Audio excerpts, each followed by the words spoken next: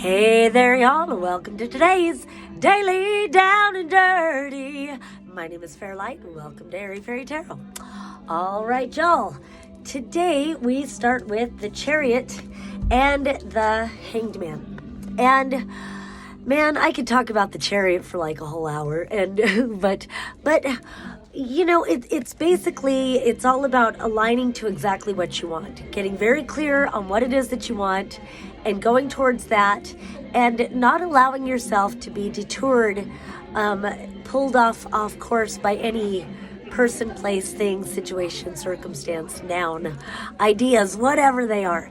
And what I like, you know, he's holding on to something for sure. I really like the Crowley deck and how the charioteer is holding on to like a disc.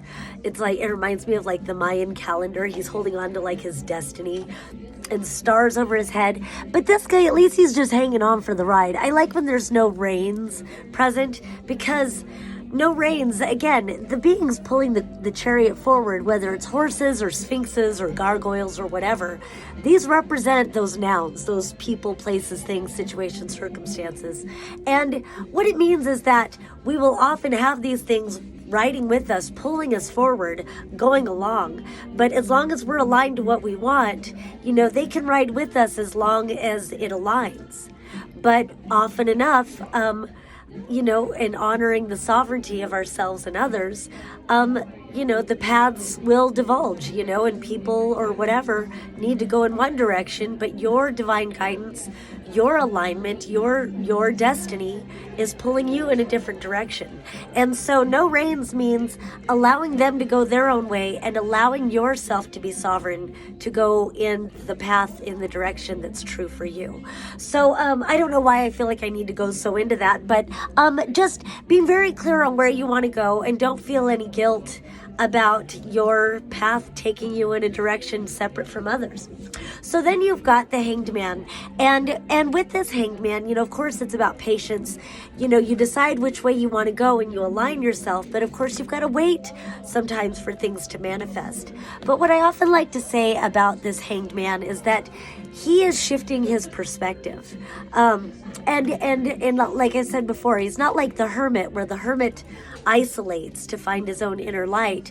This is more about observation. While you're in some sort of limbo mode, or waiting for things to materialize or whatever, allowing it to unfold, this is a quiet place of observation. So while you're not away from all the things going on, you're in a place where you're not so much interacting, and you're just sort of observing those and the people, the places, the things, the situations. So it does feel like while you're knowing what you want, there's almost like a quiet pulling within yourself, and just really assessing who is truly aligned to this chariot energy, what is truly aligned to this chariot energy. And it just feels like a strong point of evaluation right now.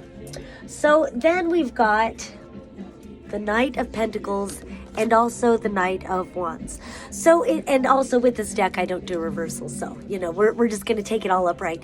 But I really like this. This is energy going towards you, and I like these energies together. This is earth and this is fire.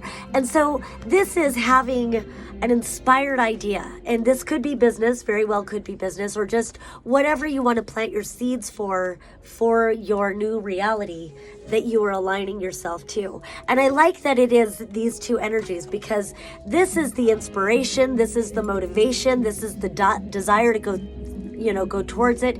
It's passion, all of these things. And this is the earth energy. This means taking the time to cultivate that, to nourish these seeds into being. Pulling the weeds, as I like to say, and pulling the weeds are negativity. So, you know, whether it's self-doubt, whether it's negative people, whatever it is, negative thinking, whatever, pulling those weeds, that's not allowed in your garden that you're planting. That is not aligned to who you are. They may surface and you can reevaluate, but as you're evaluating what is true for you, then you trust yourself to be in alignment with what you truly desire to cultivate. And so it feels like along with that, then you've got this 10 of Wands, and then this Judgment card. And I really love this because it feels like as you are finding this alignment, and I just want to say you've got, here's a major arcana, here's a major arcana, here's a major arcana, and then just spoiler alert, I guess, last major arcana. There's others out here too, but I'm going to end with that one. So you are at a point of destiny. You're at a major fucking point of destiny. So really be observant. Really evaluate who and what you want in your life, who and what is aligned to where you really choose to go. And it's like, as you learn to value yourself by being the charioteer and aligning to that destiny that is most authentic for you, listening to your soul's call, it just feels like you're able to let go a lot of burdens. Maybe you're carrying burdens for others that they're just really not aligned to your path anyway.